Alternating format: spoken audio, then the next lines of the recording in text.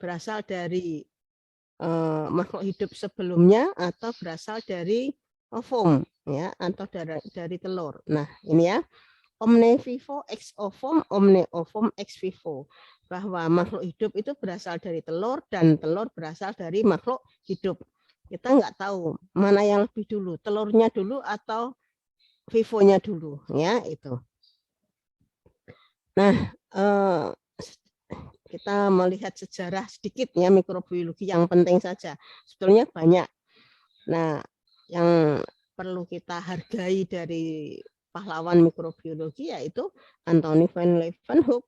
Ya, dia menemukan mikroskop. Berikutnya adalah Louis Pasteur. Ya, Louis Pasteur ini menemukan prinsip sterilisasi. Ya, prinsip sterilisasi ditemukan karena percobaannya dengan labu angsa atau labu U gitu ya, leher angsa. Nah, Louis Pasteur ini membandingkan ada 2 labu ya, di dalamnya ada kaldu. Ya. Nah, yang satu disumbat, yang satu tidak. Ya. Sama-sama dipanaskan, ya, panaskan sampai mendidih. Nah, setelah itu didiamkan semalam, hari berikutnya diamati. Ternyata yang tidak disumbat, bagian atas dari labu itu, esok harinya itu keruh. Sedangkan yang disumbat, itu cairannya tetap bening. Nah, percobaan Louis Pasteur itu kemudian diperiksa di bawah mikroskop, ternyata ada sesuatu yang bergerak. Nah, yang bergerak itu adalah mikroorganisme, ya. Itu yang mempertajam bahwa di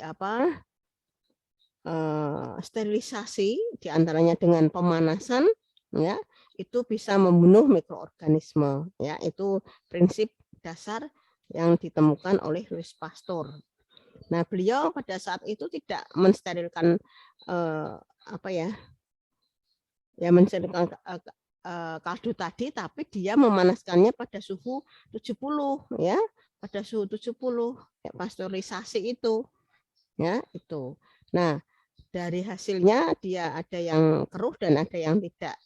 Yang keruh itu adalah yang tidak disumbat pada ujung labunya atau ujung tabung reaksi, sedangkan yang satunya disumbat sehingga jernih. Itu menyatakan bahwa mikroorganisme itu ada di udara, ya itu. Berikutnya adalah Robert Koch, ya, yang terkenal dengan postulat Koch. Postulat Koch itu adalah menyampaikan bahwa infeksi itu disebabkan oleh mikroorganisme, ya. Dia menyontohkan, Robert Koch ini seorang dokter, bahwa bakteri itu dapat menyebabkan infeksi, yang pertama. Yang kedua, bakteri yang menyebabkan infeksi itu dapat diisolasi. Maksudnya dapat dipisahkan dengan cara mengkultur. Setelah ketemu ada kultur, maka bakteri itu dapat menimbulkan penyakit ya pada hewan yang terkontaminasi dan sakitnya sama dengan hewan sebelumnya, ya seperti itu. Nah, setelah menimbulkan sakit yang sama, kita isolasi dan merupakan bakteri yang dengan ciri yang sama. Itu adalah isi dari postulat Koch, bahwa infeksi itu disebabkan oleh mikroorganisme. Nah, contoh kasarnya itu gini, seseorang yang kena tipoid, apakah sengaja minum atau makan penyakit atau bakteri tipes? Enggak ya. Nah, tiba-tiba muncul karena apa? Kemungkinan terkontaminasi dari makanan atau minuman, ya berasal dari karena di pencernaan.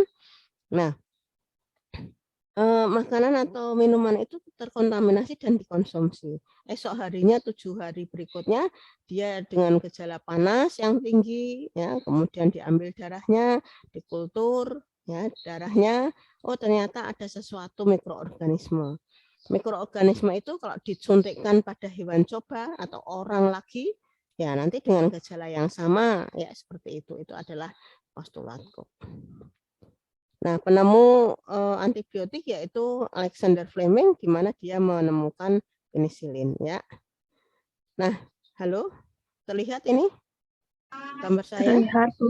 Terlihat. Oke. Nah, prokariot dan eukariot.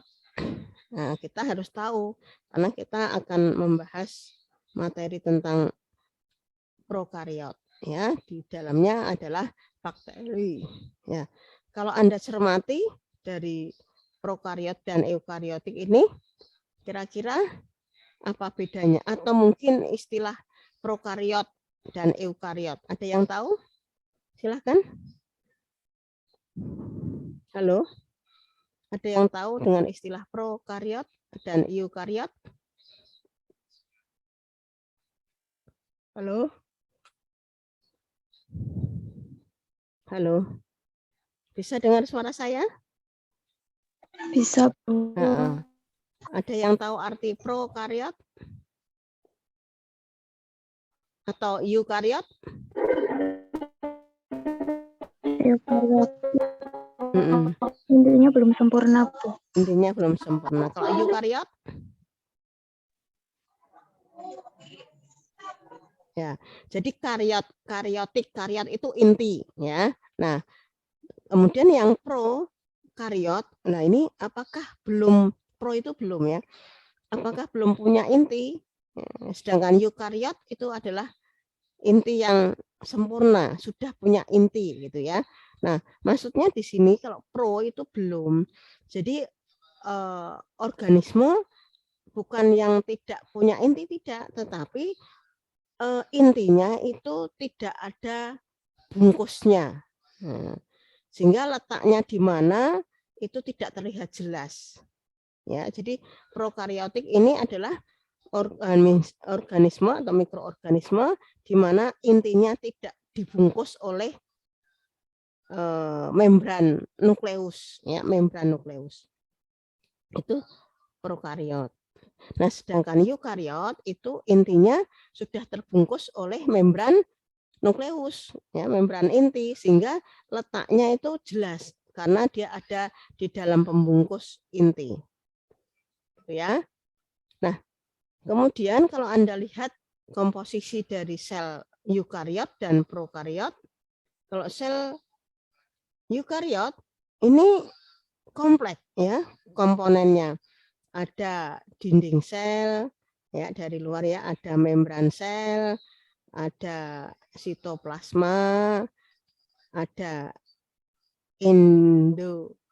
ya, RE atau endoplasmic reticulum, ya, kemudian ada ribosom, ya, kemudian ada mitokondria, ada badan Golgi, ya, itu. Nah, contoh sel eukariotik itu ya sel tubuh manusia, sel jamur, sel hewan, dan protozoa. Sedangkan sel prokariotik itu adalah contohnya hanya bakteri. Dia komposisinya hanya sederhana saja. Nah, coba perbedaannya banyak, ya, antara sel eukariotik dan prokariotik. Di bakteri apakah ada retikulum endoplasma? Enggak ada, ya. Di bakteri apakah ada mitokondria? Tidak ada. Jadi sel prokariotik itu komponennya dinding sel, membran sel, sitoplasma, kemudian ribosom, ya, dan nuklear region. Jadi komponen yang ada di dalam inti, tetapi dia tidak ada pembungkusnya. Sehingga kalau kita lihat tidak jelas itu intinya di mana. Tapi sebetulnya terdapat bagian-bagian inti atau bagian-bagian inti. Contohnya adalah kromosom, itu ada. DNA itu ada, cuma tidak terbungkus, gitu, ya. Jadi Anda sudah tahu, ya, beda sel prokariotik dan eukariotik. Halo, sudah paham? Oke, Bu. Iya, Bu. Ya, oke. Ada yang bertanya? Kalau tidak ada, jadi bakteri itu merupakan mikroorganisme prokariot yaitu organisme yang materi intinya tidak terbungkus oleh membran inti. Jadi tidak ada pembungkus inti, sehingga intinya seakan-akan tidak ada, ya. Tapi sebetulnya dia ada intinya. Oke ya. Oke. Nah, taksonomi. Taksonomi itu tata nama. Nah, tata nama untuk bakteri itu dikelola oleh suatu organisasi, yaitu Burgess Manual, ya, yang dimana di dalamnya akan mengatur nama-nama bakteri yang ada satu dunia, ya. Ya tentunya kalau Anda bisa menemukan bakteri yang baru, ya di sana sudah bisa dipublish, kemudian di ciri-cirinya seperti apa itu ada. Ya, sampai biomolnya itu karakternya apa itu ternyata kalau beda berarti Anda sebagai penemu bakteri yang baru, gitu ya. Oke, jadi di Burgess Manual itu sudah lengkap dengan ciri-ciri fisiologis, ciri biomologi molekuler. Nah, di sini untuk taksonomi ada kingdom, ada phylum, ada kelas, ada ordo, ada family, ada genus, dan ada spesies, ya, taksonomi atau tata nama. Nah, ada dua penamaan di situ, yaitu sistem binominal nomenklatur, yaitu ada dua nama, di mana nama yang pertama merupakan nama genus, ya, dia biasanya diawali dengan huruf besar. Sedangkan nama yang kedua adalah spesies dan ditulis dengan huruf kecil, itu ya. Itu contohnya di bawah, kalau kita menulis bakteri dengan spesies, maka ditulis miring, ya. Dan kalau mau disingkat, ya S kemudian aureus, di mana aureus itu adalah spesiesnya. Kalau Staphylococcus saja dia adalah genusnya, gitu ya. Oke.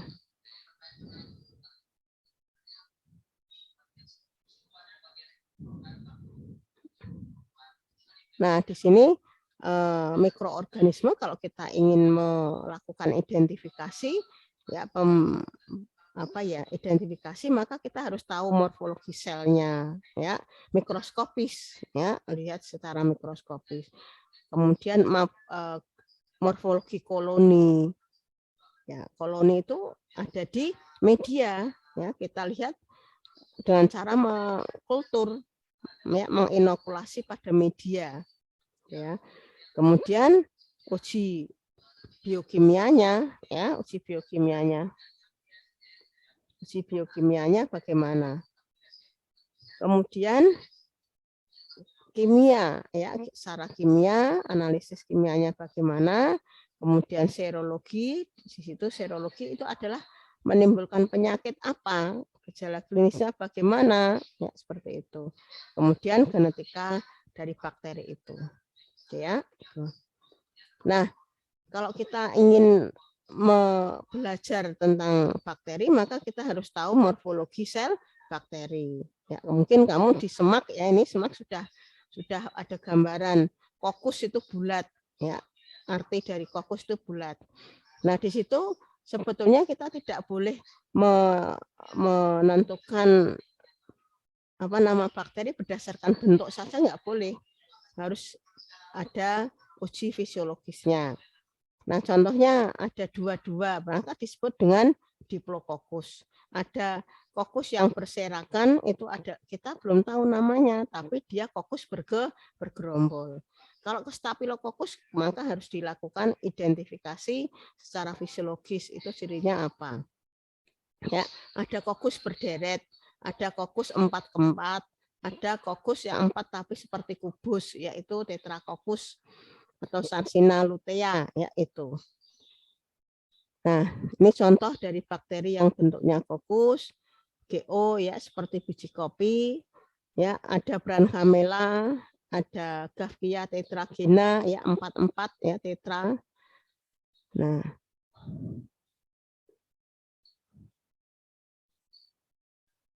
ya, kemudian ada kokus, tapi dia berderet, ya, seperti rantai.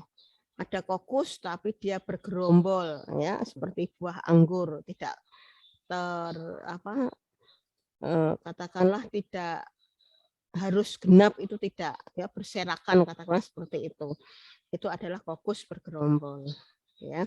Nah, kalau kokus berderet itu satu deretan itu lebih dari 8 sel, maka dikatakan berderet. Kalau kurang dari 8 sel, kita harus teliti lagi apakah memang ini berderet atau tidak. Itu ya. Ini adalah bentuk basil. Basil itu batang, ya di satu-satu atau dua atau tiga, ya. Yang penting dia bentuknya basil, jadi kayak korek api gitu ya, atau kayak lidi. Itu adalah basil. Berikutnya ini contoh beberapa bakteri yang bentuknya basil, ya ada yang basil seperti ini, ya seperti batu bata, ada yang pleomorph, dan ada yang batang langsing seperti ini. Ini adalah bakteri TBC yang merah itu, ini adalah TBC, ya sama-sama batang. Nah, sedangkan yang kokobasil batang pendek, ya. Batang pendek, batang tapi kecil-kecil, jadi kita harus jeli.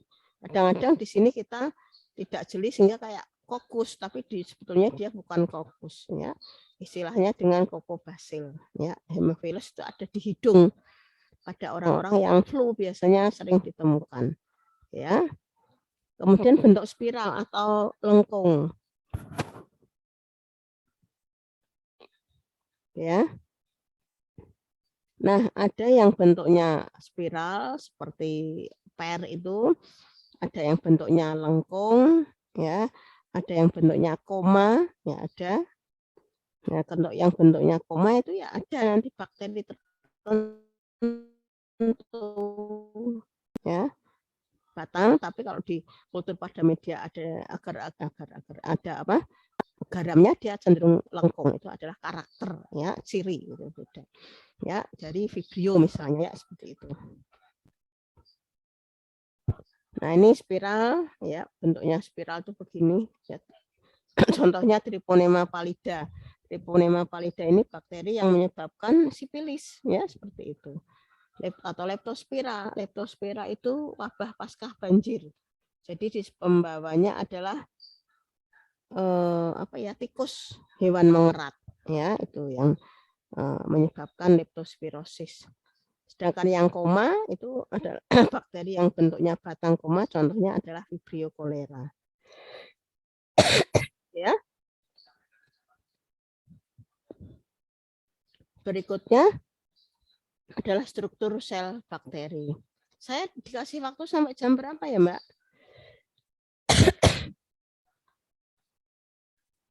Halo? 1 jam berapa?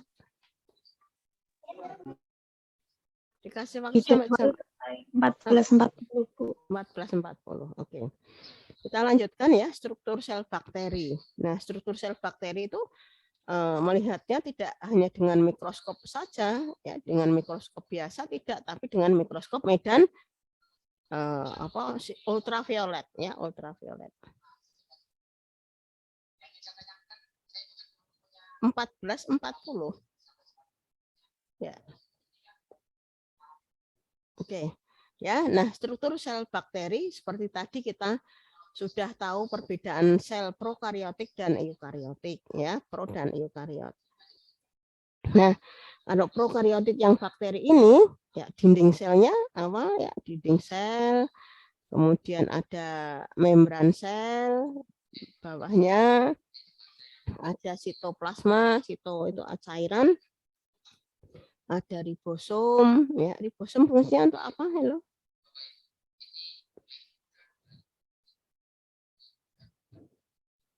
Sintesis protein, Bu. Untuk sintesa protein, ya. Sebentar.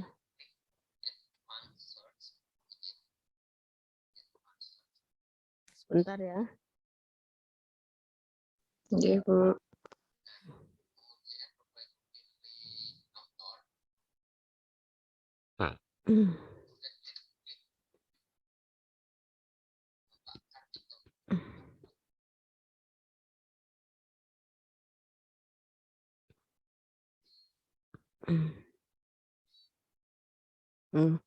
Oke. Ada 2 kegiatan. Ya, jadi sitoplasma, kemudian ribosom untuk sintesa protein. Nah, ini ribosomnya itu lepas. Tapi kalau yang di sel tubuh manusia eukariotik itu ribosomnya nempel di badan di retikulum endoplasma. Jadi endoplasma itu ada bintil-bintilnya, itu adalah ribosom. Kemudian ada pili, ya, ada pili. Pili itu adalah apa? Ya, nanti kita bahas.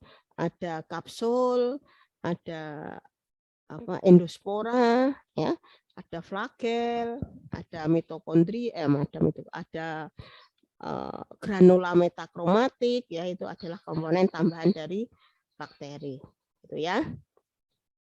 Oke, ini struktur sel bakteri yang secara umum. Bentar.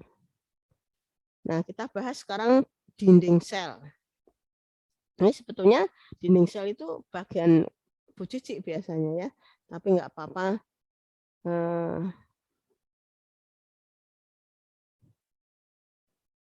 Kita kupas sedikit, ya, dinding sel bakteri. Dinding sel bakteri adalah bagian yang berada di paling luar dan fungsinya memberi bentuk, ya. Jadi dinding sel itu memberi bentuk sel, memberi perlindungan pada sel, berperan dalam reproduksi sel, ya, perkembangbiakan sel. Nah, komposisinya atau apa sih dinding sel itu? Dinding sel dari bakteri, ya, mencapai 40% dari berat kering itu. Kemudian tersusun atas peptidoglikan, ya, tersusun atas peptidoglikan. Nah, kalau sel tumbuhan, dinding selnya terdiri dari apa? Ya, di situ adalah selulosa. Kalau tumbuhan selulosa, jamur itu selulosa dan kitin, ya. Kemudian serangga, hewan itu dinding selnya apa, ya. Tubuh manusia dinding selnya terdiri dari apa? Kita harus tahu paling tidak. Oke, ya. Nah, komposisi dari peptidoglikan, ya, itu peptidoglikan itu adalah N-asetil glukosamin, N-asetilmuramik asid, ya, seperti ini. Nah, di dalamnya ada, ya, ini ada N-asetil group, ya. Ini glukosamin grupnya ini, ya, yang garis biru itu. Dan ini adalah N-asetil muramik asid. Ya, di sini banyak protein yang ada di sana. Ya, ada L-alanin, D-alanin, D-glutamat, ya, D-aminopimelat. Ini adalah komponen dari peptidoglikan. Oke, ya. Nah, ini tadi komposisi dinding sel, N-asetilglukosamin, asam N-asetilmuramat, kemudian peptida yang tersusun jadi L-amino, D-alanin, D-glutamat, ya, lisin atau D-aminopimelat itu adalah protein yang ada di dalam dinding sel. Selain itu juga ada asam teikoat, ya, ada lipopolisakarida, ada polisakarida, tergantung dari jenis bakterinya, ya, seperti itu. Ini tadi saya kira sudah. Di dinding sel itu ada pori-pori, ada membran, ya, membran yang dimana membran ini, ya, akan membantu maaf kok membran, ada pori-pori di mana pori-pori ini akan membantu dalam proses penarikan atau pengeluaran makanan atau makanan yang dari dalam keluar atau dari keluar ke dalam, gitu, ya. Gitu. Nah, ini dengan mengetahui dinding sel, biasanya kita akan tahu dinding sel gram positif dan dinding sel gram negatif. Nah, bedanya apa dinding sel gram positif dan dinding sel gram negatif? Kalau gram positif itu tebal, ya, tebal dia. Ada asam teikoatnya, dia berada di pinggir, ya, di luar. Sedangkan kalau yang gram negatif, ya, dia tipis ini. peptidoglikannya tipis karena dia ada lipopolisakaridanya. Lipopolisakarida itu apa? Adalah lapisan yang lipopolisakarida, ada lipidnya, ada karbohidratnya, ya. Itu pada gram negatif, ya. Sedangkan gram positif tidak ada, ya. Nah, gram negatif peptidoglikannya tipis, dia ada di tengah. Sedangkan bagian luarnya ada lipopolisakarida. Oke ya, jelas berbeda ya ini ya. Nah, nantinya perbedaan inilah yang akan memberikan reaksi dalam pewarnaan. Ya, sehingga disebut dengan ada gram positif dan gram negatif. Ya, karena adanya perbedaan komposisi atau struktur dari gram negatif maupun gram positif. Ya, kalau ada yang kurang jelas bisa tanya ya. Oke ya. Nah, ini sama ini dengan yang gambar tadi, cuma ini lebih jelas. Ini adalah lapisan periplasmid ya, ada di sini ini adalah gram positif karena peptidoglikannya tebal. Ya. Tuh. Sedangkan kalau pada gram negatif ya, ini peptidoglikannya itu tipis dan ada di tengah. Ya. Nah, di luarnya apa? Ini lipopolisakarida dan membran dan lipo itu lipid dan polisakarida. Gitu ya. Ada lapisan luar yang ini. Oke ya. Nah, inilah hasil dari komposisi dinding sel yang berbeda, maka akan mempengaruhi sifat dari bakteri tersebut terhadap pengecatan gram. Nah, di sini setelah dilakukan pengecatan gram, awalnya semua sel akan terisi oleh kristal violet. Ya. Setelah berapa menit, Anda kuatkan dengan iodin. Ya, iodin itu adalah KiO2. Dia sebagai penguat cat pertama. Kalau tadi kristal violet itu yang memberikan warna pertama. Jadi pewarna utama ya itu. Kemudian barulah nanti kita ke iodin menguatkan, kemudian yang ketiga adalah apa ini? Peluntur, dekolor. Nah, perlu diperhatikan di sini pada bakteri yang gram positif itu tetap mempertahankan warna birunya.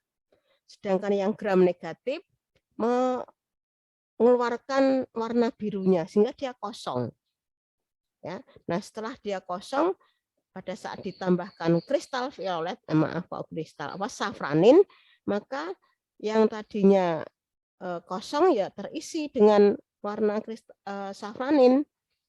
Nah, tapi pada gram positif itu ya setelah tadi dikasih apa? Iodin, dia akan melunturkan, dia akan melepas iodin dan kristal violet itu pada gram negatif. Sedangkan pada gram positif apa? Tidak, dia akan mempertahankan warna kristal violetnya. Kenapa? Ya, tolong diperhatikan di sini. Iodin yang sudah terikat, ya. Nah, itu dilepas. Kenapa kok dilepas? Karena dinding sel dari gram negatif tadi gimana peptidoglikannya? Tipis apa tebal? Tipis, Bu. Tipis. Tipis, Bu. Selain tipis, di luar dari gram negatif tadi ada apanya? Lipopolisakarida. Nah, lipopolisakarida. Lipo itu lipid dan sakarit. Nah, kalau lipid itu kena bukan iodin, peluntur, alkohol asam, ya, maka cat yang ada di situ akan keluar. Kenapa? Karena lipidnya itu akan terbakar. Lipid tahu ya lipid ya? Halo, lipid tahu toh? Lemak. Nah, contohnya lemak di sini saya ambil mertego atau apa itu? Mentega, ya. Bluben. Nah, itu ya. Anda letakkan pada wajan yang panas, apa yang terjadi? Meleleh. Meleleh. Nah, di sini juga jadi bakteri yang dinding selnya ada lipopolisakarida ditetesi dengan alkohol asam, ya, di mana alkohol asam sifatnya semuanya keras, ya, panas, ya, asamnya asam kuat, alkoholnya alkohol pekat, itu luar biasa, sehingga lemak yang ada di luar di dinding sel itu bagian luar dari gram negatif akan bagaimana lemaknya di situ? Gram C tadi isinya adalah alkohol asam Luntur. luntur. Jadi catnya akan keluar. Kok bisa keluar? Nah, tadi lemak itu akan luntur, lemaknya dulu. Lemaknya yang ada di lipopolisakarida itu akan hilang. Ya. Kemudian catnya dia akan keluar. Catnya keluar sehingga selnya kosong kondisinya. Paham ya? Setelah selnya itu kosong, begitu ditambahkan safranin yang gram D, maka dia akan mengikat safranin. Sedangkan pada gram positif, perhatikan, dia mempunyai dinding sel yang bagaimana peptidoglikanya? Gram positif? Tebal. Tebal. Ya, tebal. Tadi terdiri dari apa? Peptidoglikan tadi intinya ada apanya? Asam Protein. teikoat. Asam teikoat, asam-asam yang lainnya kan ada D-alanin, L-alanin itu adalah protein. Nah, protein kalau kena alkohol asam apa yang terjadi? Gimana? Protein kalau kena reagen yang panas akan terjadi apa? Menggumpal. Misalnya tuh, kamu besok kalau praktek biokimia atau mungkin ya telur kamu tetesi alkohol asam, apa yang terjadi? Dia menggumpal. Ya. Atau Anda merebus telur, apa yang terjadi pada telur itu? Menggumpal, matang, ya, seperti itu. Itu contoh protein. Nah, protein kalau kena alkohol asam yang panas dia juga akan menggumpal. Nah, gumpalan itu akan menutup pori-pori. Nah, kalau pori-porinya tertutup, maka cat kristal violetnya akan keluar atau tidak, coba? Halo? Tidak, Bu. Ya, dia tidak bisa keluar. Begitu ditambah dengan gram D kristal violet, maka dia akan menerima kristal safranin atau tidak? Tidak, Bu. Tidak, Bu. Ya, safraninnya tidak bisa masuk karena di situ ada sumbatan pori-pori tadi. Sehingga kalau gram positif itu akan berwarna biru. Sedangkan gram negatif akan berwarna merah. Ya, itu tadi mekanismenya sudah ya. Oke, ada yang bertanya, silakan. Mekanisme dalam pewarnaan gram positif yang seperti apa, gram negatif yang seperti apa. Oke ya. Oke. Nah, kemudian membran plasma.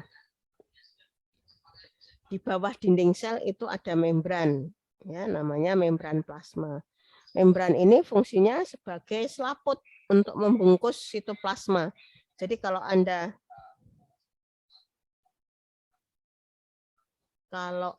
ngupas telur, pernah makan telur rebus? Halo? Pernah makan telur rebus? Ya. Pernah, Bu. Kemudian telur itu kita kuliti, tidak disigar, pakai peso itu enggak, tapi dikuliti. Maka Anda akan membuang cangkang, ya toh, cangkangnya. Di bawah cangkang ada selaput yang bisa kamu kotok gitu ya. Nah, itulah membran plasma atau membran